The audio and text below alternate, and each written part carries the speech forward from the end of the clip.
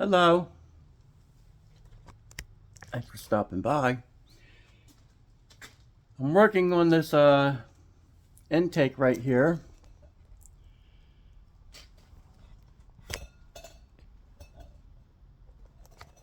That's a stock Ford intake.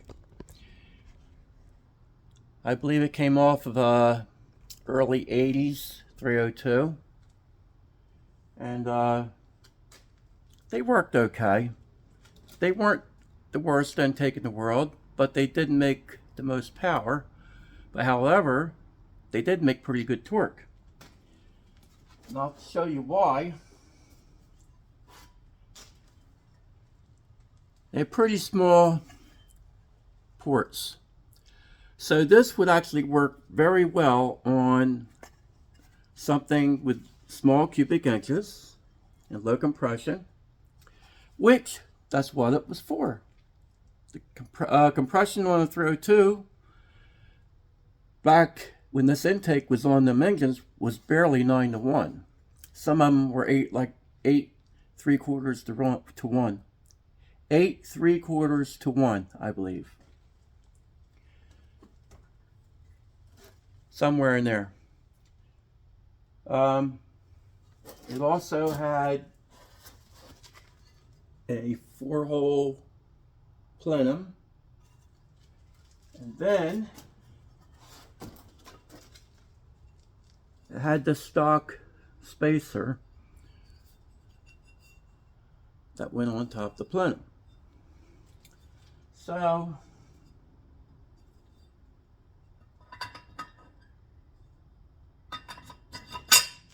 it wasn't all made for performance,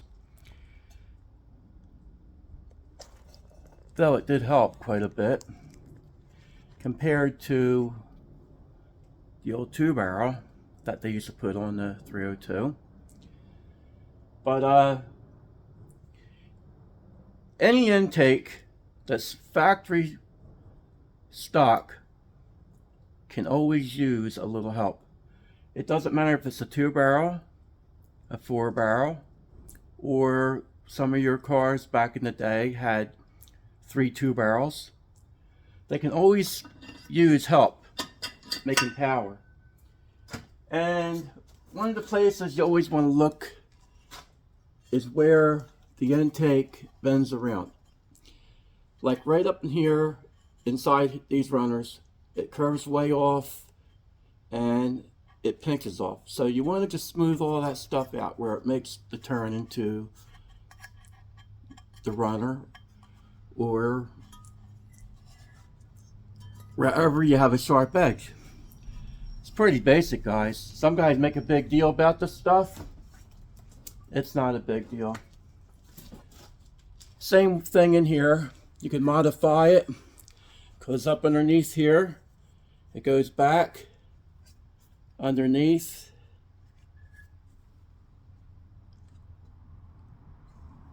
Sharp edges.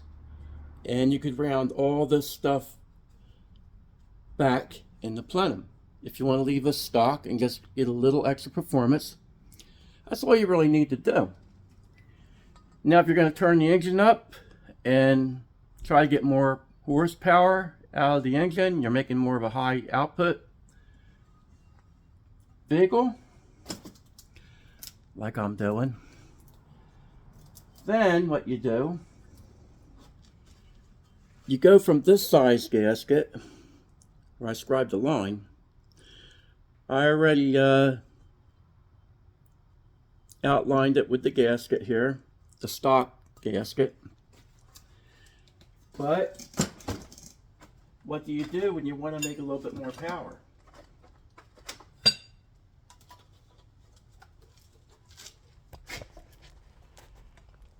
You go with a bigger gasket. Well, that's what I'm doing in this case, fellas. I'm going to try to make this thing move some air through it. So I have my epoxy waiting, and I know I'll need that in a couple spots because there's not a whole lot of room to open these here ports up with that size gasket. So here's another thing we're going to do.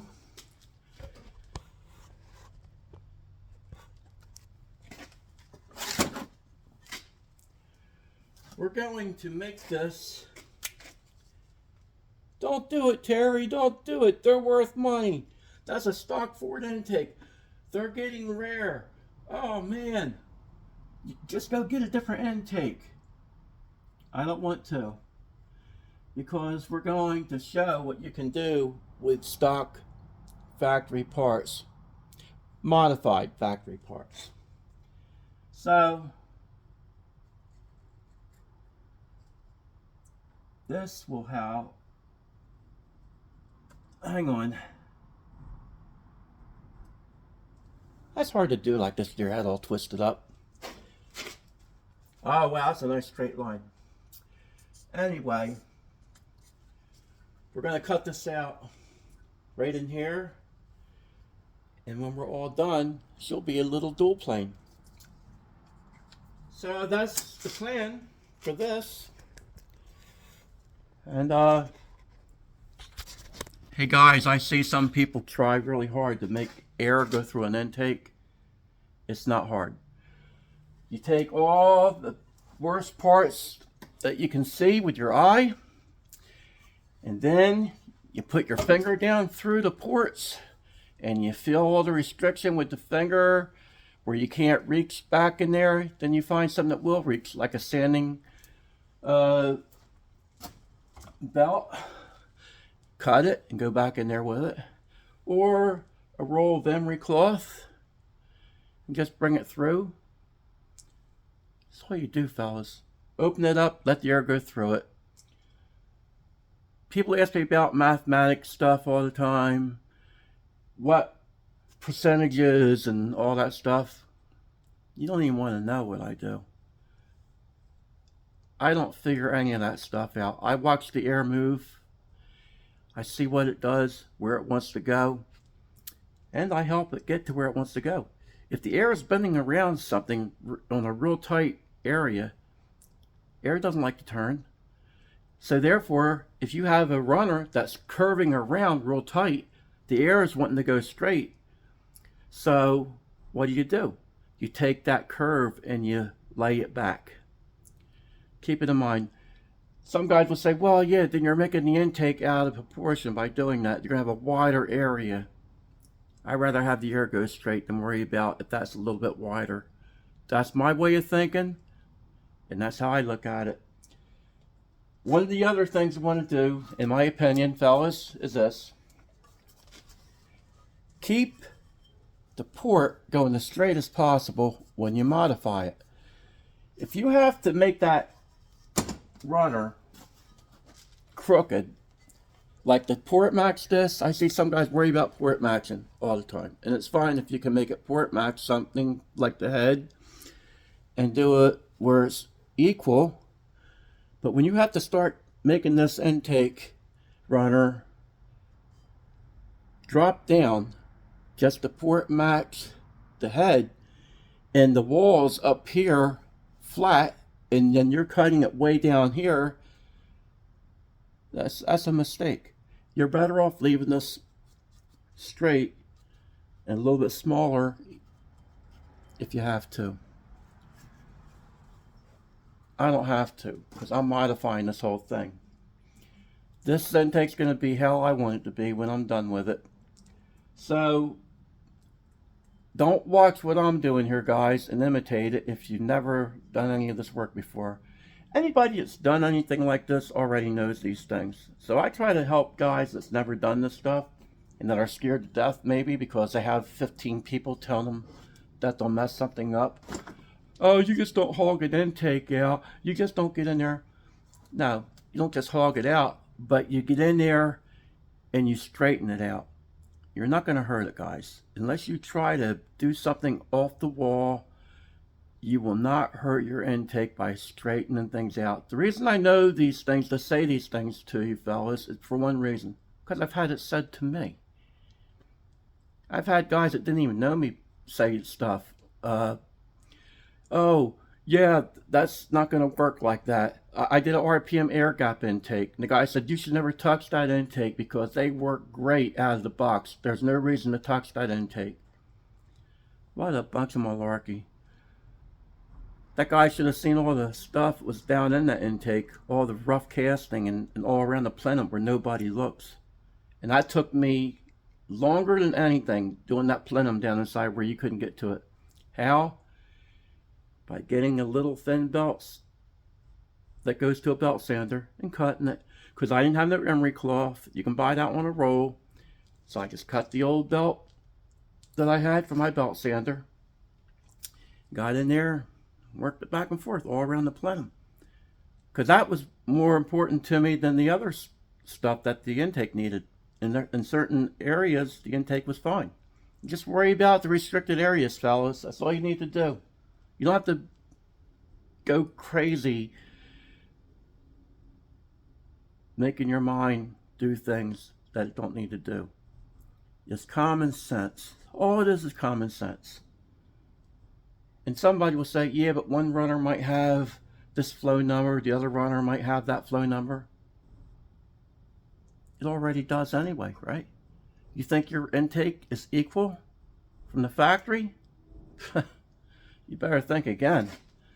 So anything you do to a runner to make it straight, even if you had one runner that's a little bigger than the other runner, if you've made them all straight and equal, that's how I do it.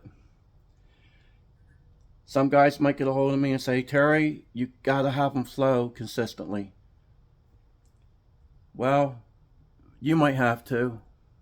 I don't. I worry about the air being straight. If one runner runs a little bit more air through it than the other runner, as long as they're straight and they're how I want it to be, that's how I do it. And so far, I've never had any problem doing that. You might have somebody give you a hard time about things, but every time somebody says something to me about these things, it comes back to the same old thing. And I don't want to sound arrogant saying this. They don't have a 9-second 302. And it's as simple as that. So if somebody said, well, my car goes 8 seconds with a 302, stock block with E7 heads, I might say, this guy's on to something. Then I'll pay attention, fellas. But till then, I'll do things the backyard way, the way I've been doing it. I see these guys with all these big flow benches and dynos, and I don't say much about it, but we do have our stuff on flow benches and dynos. I just don't bother talking about it, because you know why? It's never made my car any faster.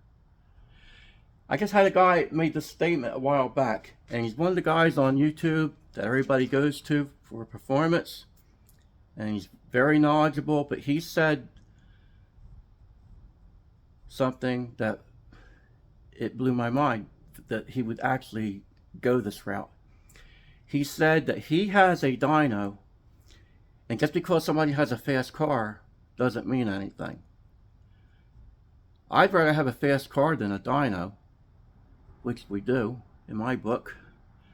I think it's fast when you take stock crap and go nines with it. I think it's pretty respectful. But I got a question. Now, you might have a dyno, and the other guy might have a fast car. When's the last time you guys pulled up down the track and there was a dyno in the next lane and you raced it? Does anybody understand where I'm coming from with that? If I had to pick and choose between having a fast car and a dyno, I'll take the fast car. Why do you have a dyno in the first place if you said a fast car is not important? That doesn't matter. The dyno is what matters. What a bunch of malarkey that is. No disrespect intended, but that is a very bad statement to make, especially on YouTube. People might like what you say, they might like what you do, but when you make statements like that, the average Joe that knows anything is going to say, wait a second, that doesn't make any sense. Same way with the flow bench. All these big flow numbers and all the talk, all the hype. Where's the car? Where's the car? All these parts that people are porting parts for, where the cars are going on. Why is nothing proven to anybody? You hear about the flow number, oh, it made this. You hear about the dyno, the motor made this much horsepower. Where's the car that it went in? Because I'm going to tell you something. An engine on a dyno is not going to do the same on that dyno that it does in the car. And one thing is, I never heard a dyno change gears when somebody's running an engine on a dyno, where the RPM drops off and has to recover. That would show you a lot of stuff, especially mostly due with the head being cut down too much on the short turn. I've seen people digging for flow numbers, guys, lately when it comes to cylinder heads, and they're digging on the floor. Don't watch and imitate that, because if you do, you're going to have a flat motor. I've seen that more in the last month or so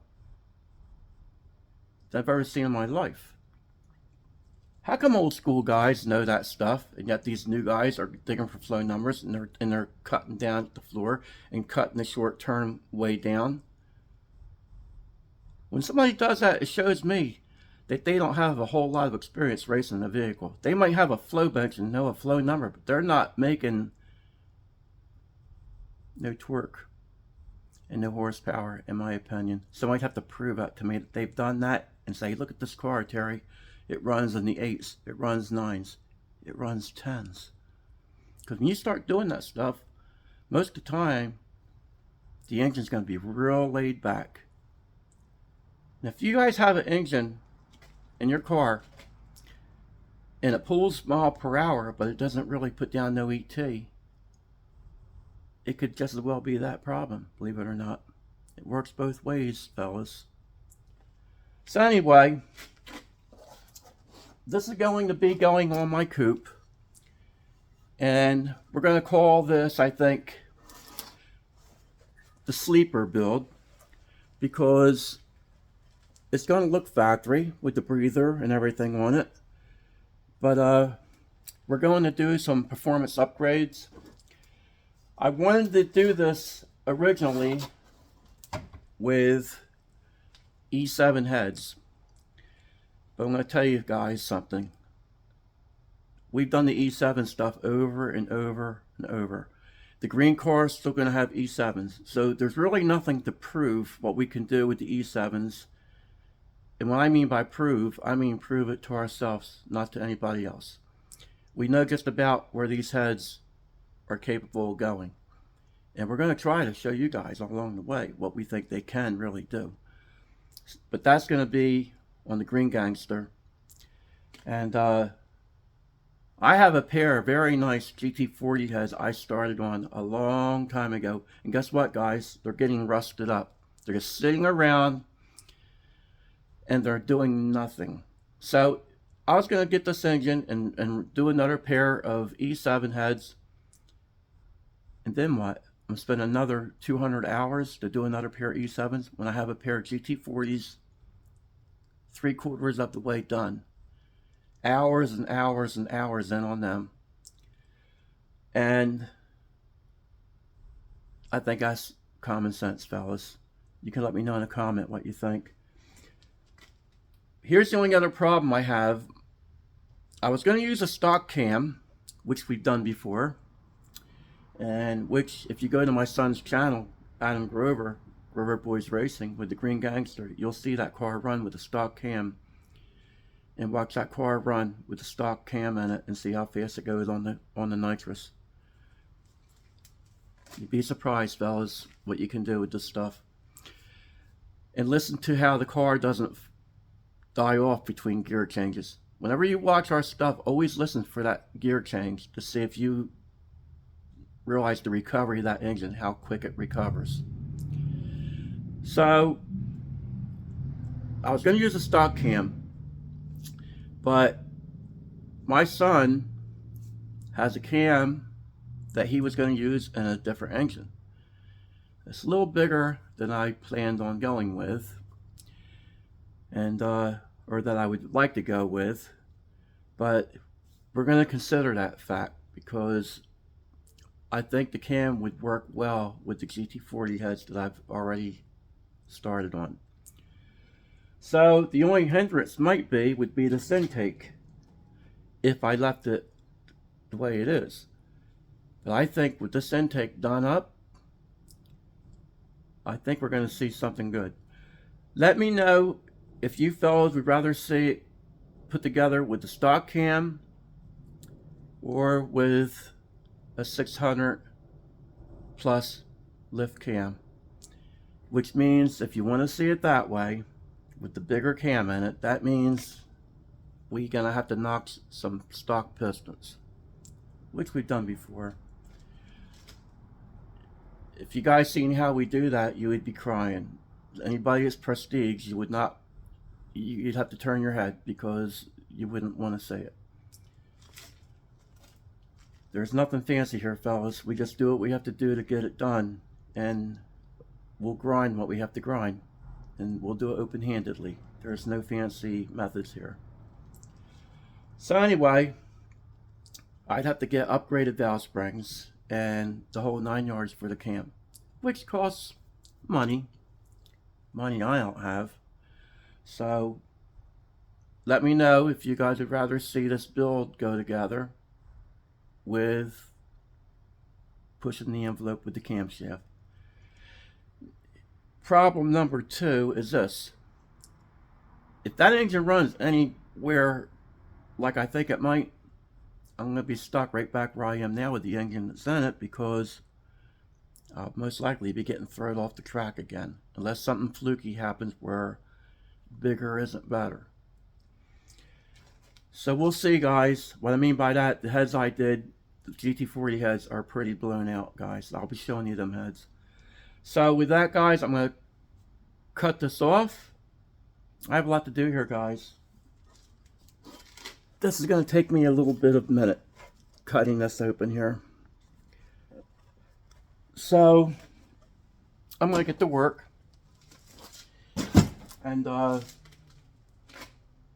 hopefully next time you see that intake, it'll be halfway done at least. So with that, guys, thanks for stopping in, checking me out. I appreciate that. All the new subscribers, I appreciate you fellas and ladies, boys and girls, whoever. I appreciate that dearly. To think you take time out of your day to watch what this guy's doing. I appreciate it so much. So with that, I want to say God bless you, everyone, and have a good night.